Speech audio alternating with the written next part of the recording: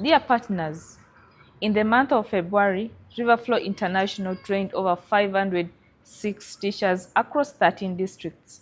But we have not covered every district in Uganda. We have not supported every school in Uganda. And this is where you come in.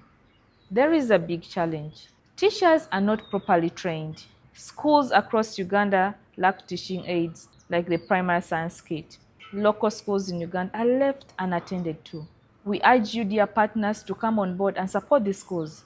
And how can you support? 1. Enhance more training of teachers across Uganda. 2. You can procure the primary science kit from Riverflow International and donate it to a school in your community or the schools you're supporting. 3. Ensure that we enhance STEM education. Riverflow International urges you to come on board and support these schools in promoting quality science education. Thank you.